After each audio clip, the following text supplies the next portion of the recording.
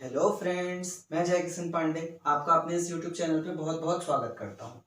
हम भारतीय संविधान में अभी तक मौलिक अधिकारों के बारे में अध्ययन कर चुके हैं। अब हम यहाँ पे पढ़ेंगे आज राज्य के नीति निर्देशक तत्वों के बारे में, जिसको directive principle of state policy भी कहा जाता है।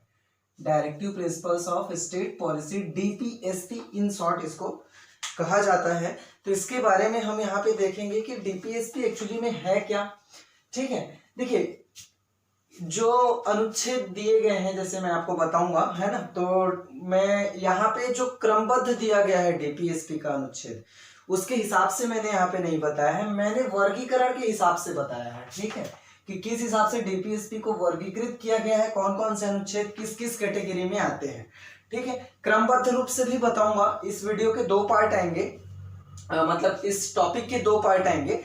ठीक है, इस पार्ट में हम सिर्फ क्लासिफिकेशन को देखेंगे, ठीक है, और स्रोत वगैरह को देखेंगे कि डीपीएसपी वगैरह डीपीएसपी को कहां से लिया गया है। तो चलिए फिर स्टार्ट करते हैं। स्टार्ट करने से पहले वही एक बात कि अगर आप मेरे चैनल पे नए हैं, मेरा वीडियो पहली बार देख रहे हैं, तो मेरे चैनल को सब्सक्राइब जरूर कीजिएगा, मेरे वीडियो को लाइक जरूर कीजिएगा, अपने दोस्तों तक शेयर जरूर कीजिएगा, और जिन लोगों ने सब्सक्राइब कर लिया है प्लीज वो मेरे वीडियो को लाइक कीजिए और शेयर कीजिए। तो चलिए दोस्तों देखते हैं कि राज्य के नीति निर्देशक तत्व है क्या। देखिए, नीति निर्देशक का मतलब हमको समझना है कि नीति निर्देशक तत्व क्या है। देखिए, नीति निर्देशक का मतलब क्या होगा, ऐसे तत्व जो राज्य को कानून बनाने के लिए मदद करते हैं कि राज्य को किस तरीके का कानून बनाना चाहिए। ठीक है, राज्य को निर्देशित करते हैं कि आप इस तरीके का कानून बनाइए जिससे लोगों का भला हो सके। ठीक है, तो राज्य को या फिर राज्य सरकार को निर्देशित करने वाले तत्व, राज्य सरकार को कानून बनाने के लिए जो निर्देशित करने वाले जो तत्व हैं, उनको कहा जाता है नीति निर्देशक तत्व। ठीक है, तो इन नीति निर्देशक तत्वों का उल्लेख जो है वो संविधान के भाग 4 में अनुच्छेद 36 से लेकर 51 तक किया गया है। ठीक है, अनुच्छेद 36 से लेकर 51 तक। ये आपको डायरेक्टली क्वेश्चन पूछा जाता है कि नीति निर्देशक तत्वों का जो वर्णन है वो कहां पे किया गया है, तो अनुच्छेद भाग 4 और कहां से कहां तक, अनुच्छेद कहां से कहां तक है, 36 से लेके 51 तक। ठीक है, डायरेक्ट क्वेश्चन पूछा जाता है कि नीति निर्देशक तत्वों को किस देश के संविधान से लिया गया है, तो आयरलैंड के संविधान से लिया गया है। ध्यान रखिएगा, आयरलैंड के संविधान का निर्माण 1937 में हुआ था। ठीक है, तो आयरलैंड के संविधान से लिया गया है। अब देखते हैं कि इसके उद्देश्य क्या क्या है, किसके उद्देश्य, नीति निर्देशक तत्वों के उद्देश्य क्या क्या है, इनके बारे में हम देखते हैं। तो पहला उद्देश्य है न्याय में उच्च आदर्श, है ना, न्याय में उच्च आदर्श, स्वतंत्रता, समानता बनाए रखना। ठीक है, जैसे कि हम जानते हैं कि संविधान की प्रस्तावना में, है ना, स्वतंत्रता के बारे में उल्लेख किया गया है, समानता के बारे में उल्लेख किया गया है, न्यायिक स्वतंत्रता, है ना, और न्यायिक समानता, इन दोनों के बारे में उल्लेख किया गया है। तो उसको बनाए रखना, ये इसका उद्देश्य है, किसका, नीति निर्देशक तत्व का। दूसरा है लोक कल्याणकारी राज्य की स्थापना करना। ये डायरेक्ट क्वेश्चन आता है कि लोक कल्याणकारी राज्य की अभिवृद्धि, है ना, संविधान के किस भाग में उल्लिखित है, तो आपको ध्यान रखना है भाग 4 नीति निर्देशक तत्व, लोक कल्याणकारी राज्य की अभिवृद्धि की जो परिकल्पना है वो कहां पे है, तो नीति निर्देशक तत्वों में है। ये डायरेक्ट क्वेश्चन आपसे पूछा जाता है। ये भी डायरेक्ट क्वेश्चन पूछा जाता है, अगर हम इन शॉर्ट बोले तो नीति निर्देशक तत्वों का जो उद्देश्य है वो है सामाजिक और आर्थिक लोकतंत्र की स्थापना करना। ठीक है, तो ये भी पूछा जाता है कि सामाजिक और आर्थिक लोकतंत्र की स्थापना की परिकल्पना संविधान के किस भाग में लिखी गई है या किस भाग में उल्लिखित है, तो भी आपको याद रखना है कि भाग 4 नीति निर्देशक तत्व, और ये नीति निर्देशक तत्व के क्या है, उद्देश्य है। ठीक है, तो 3 आपको याद रखना है। देखिए, ये जो सामाजिक आर्थिक लोकतंत्र है दोनों का सारांश है। ठीक है, है ना, न्यायिक स्वतंत्रता और समानता स्थापित करना नीति निर्देशक तत्व का उद्देश्य है। ठीक है, लोक कल्याणकारी राज्य की स्थापना करना नीति निर्देशक तत्व का उद्देश्य है। अगर दोनों को समराइज करें तो दोनों का समरी ये निकलता है कि सामाजिक और आर्थिक लोकतंत्र की स्थापना करना जो है वो नीति निर्देशक तत्व का उद्देश्य है। तो ये उद्देश्य आपको ध्यान में रखना है, सर डायरेक्ट क्वेश्चन यहां से पूछे जाते हैं। ठीक है, अब देखिए, यहां पे एक चीज आपको जो समझने वाली बात है कि नीति निर्देशक तत्व जो होते हैं ना वो न्यायालय द्वारा लागू नहीं करवाए जा सकते।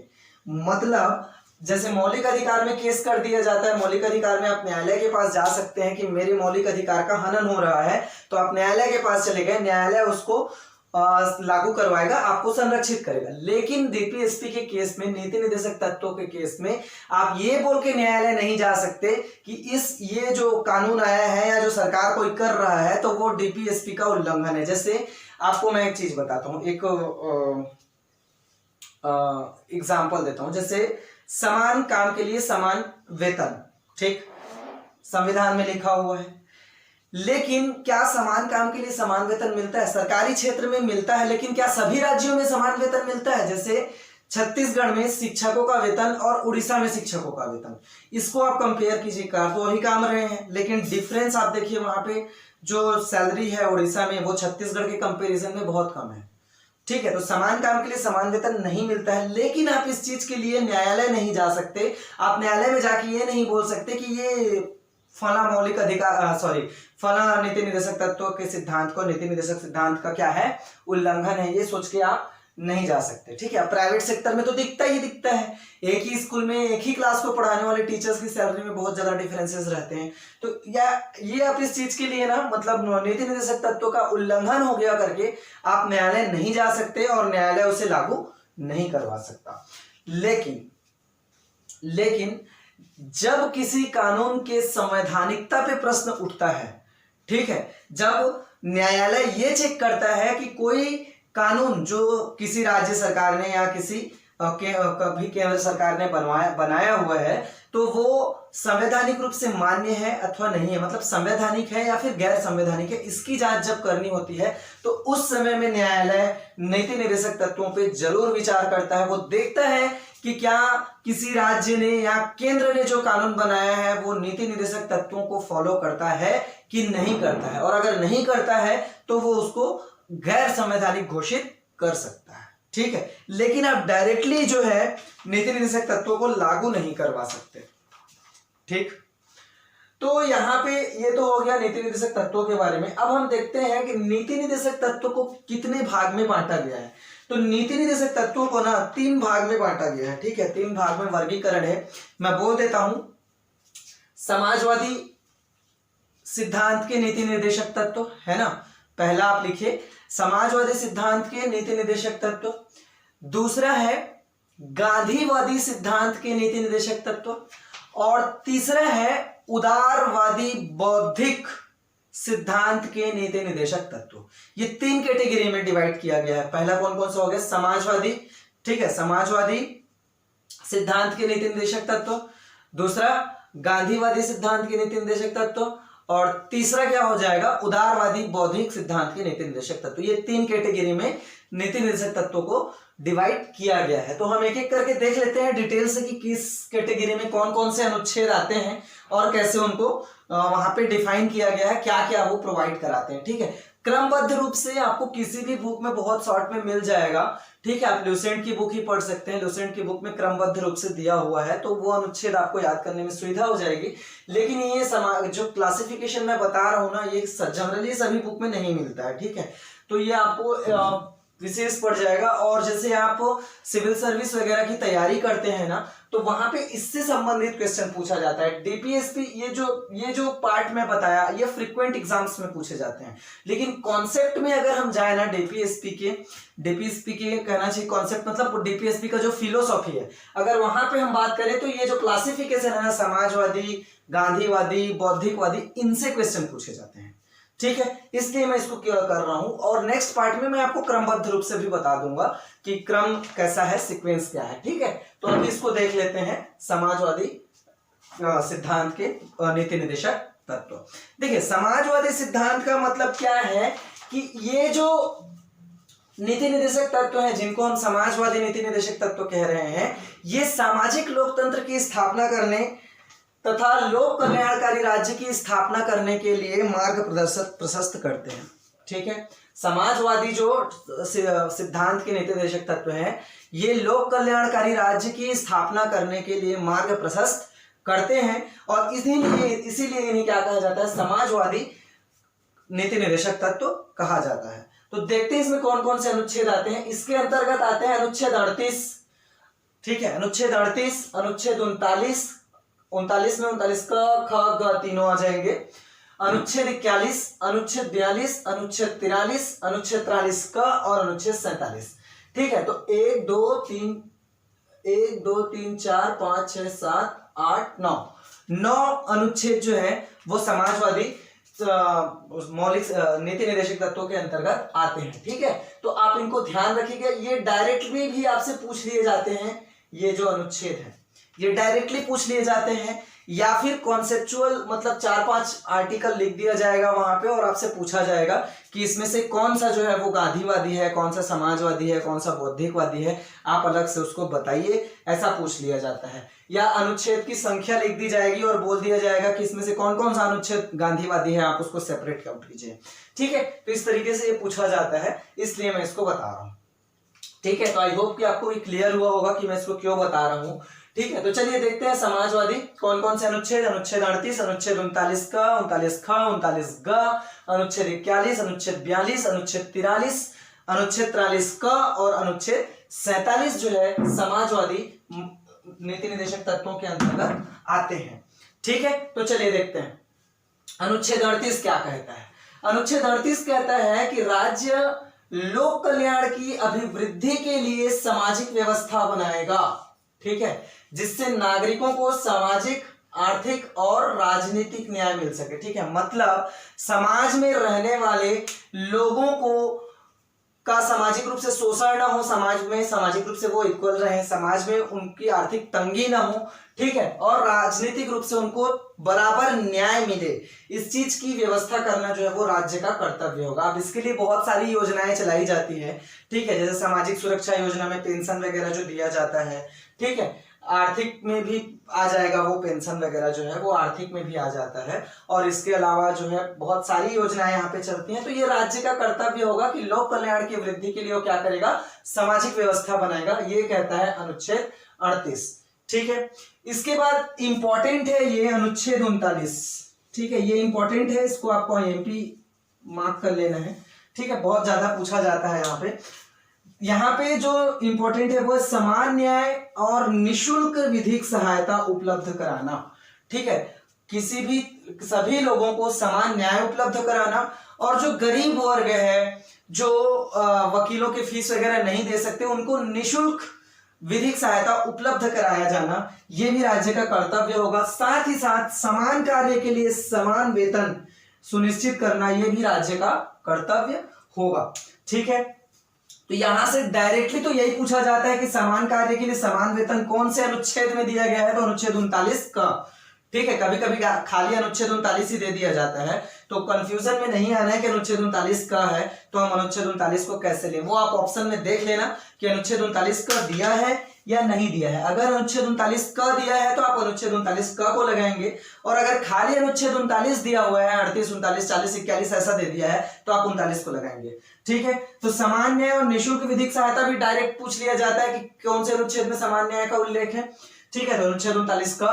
किस अनुच्छेद में समान कार्य के लिए समान वेतन के उपबंध करने का उल्लेख है, तो अनुच्छेद 39 का। ठीक, तो इस चीज को आपको ध्यान में रखना है।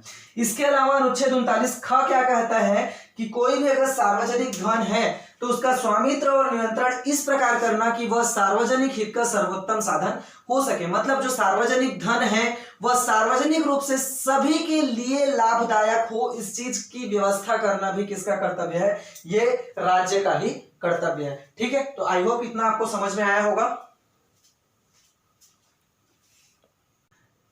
अनुच्छेद 39 ग, धन का समान वितरण। देखिए, ये धन का समान वितरण मतलब ऐसा नहीं है कि कोई अपना कमा के लाया और उसको सार्वजनिक रूप से बांट दिया, ऐसा नहीं है।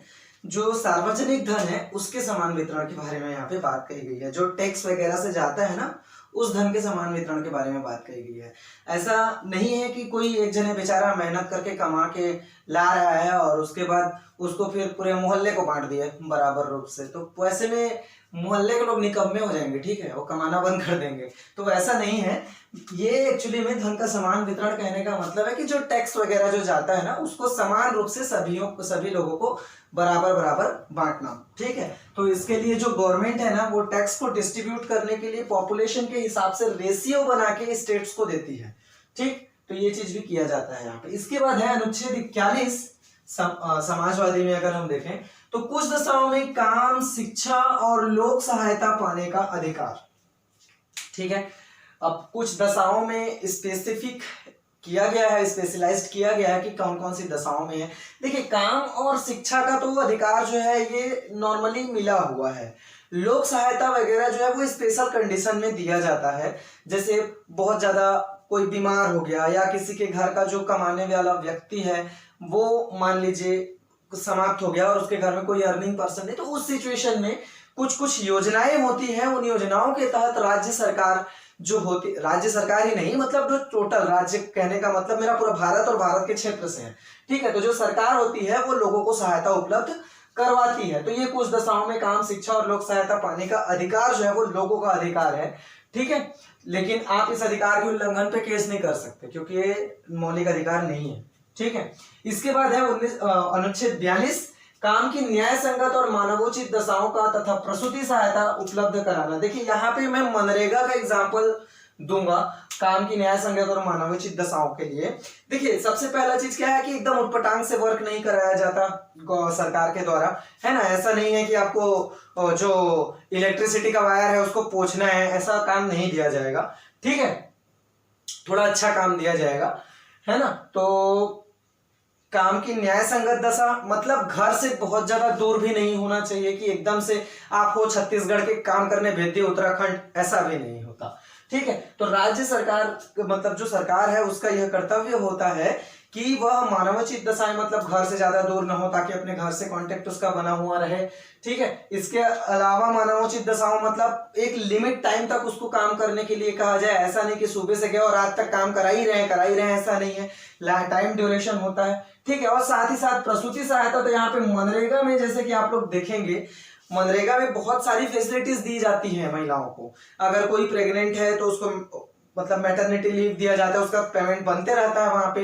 मान लीजिए उसका बच्चा हो गया है, बच्चा छोटा है, तो वहां पे उस बच्चे को रखने के लिए अलग से धायमा रखी जाती है। जो महिला काम कर रही है उसका बच्चा वहां पे रखने के लिए केयर टेकर रखा जाता है, ठीक है। तो ऐसे करके अलग अलग जो होता है वो किया जाता है। अब देखिए कितना प्रैक्टिकल वर्किंग है इसके बारे में मैं नहीं बता सकता क्योंकि मैं कभी देखने गया नहीं, ठीक है। लेकिन ऐसे वहां पे जो क्या कहना चाहिए प्रावधान वहां पे दिए गए हैं कि ऐसी सहायता जो है वो उपलब्ध कराई जाएगी, ठीक है। तो ये काम की न्याय संगत मानवोचित दशाओं तथा प्रसूति सहायता उपलब्ध कराना, ये प्रावधान करता है अनुच्छेद 42।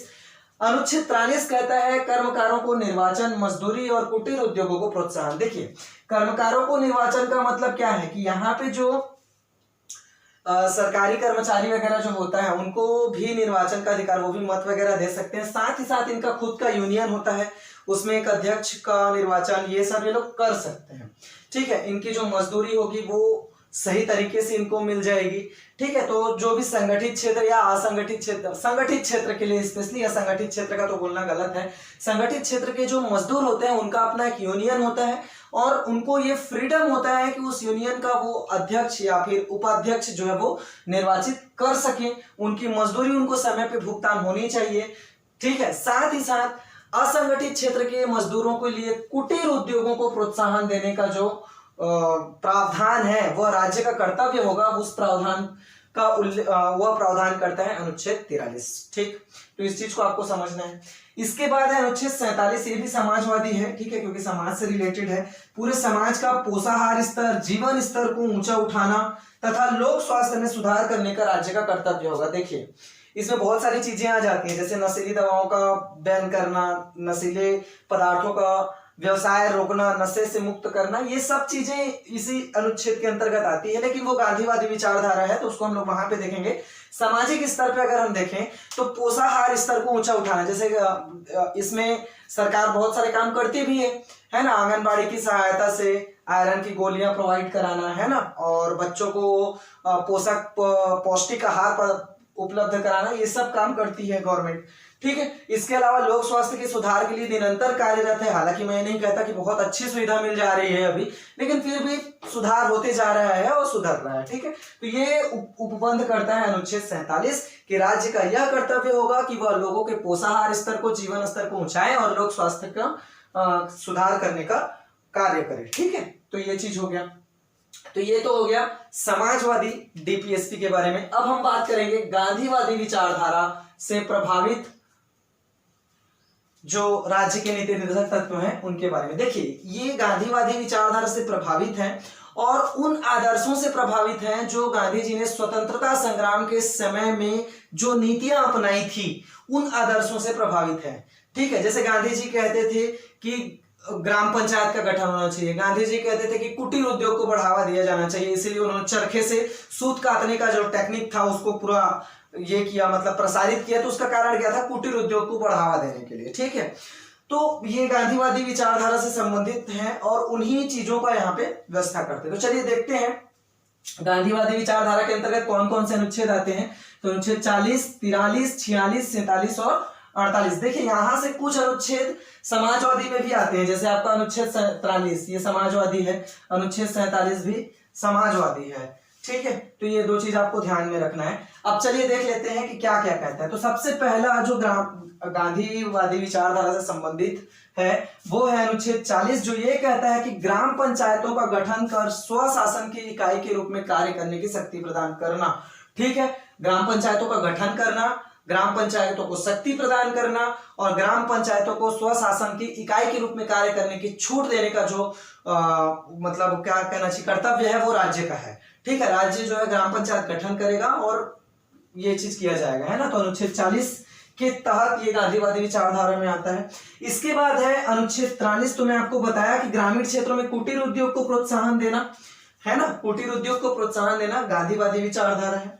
इसके बाद है अनुच्छेद 46।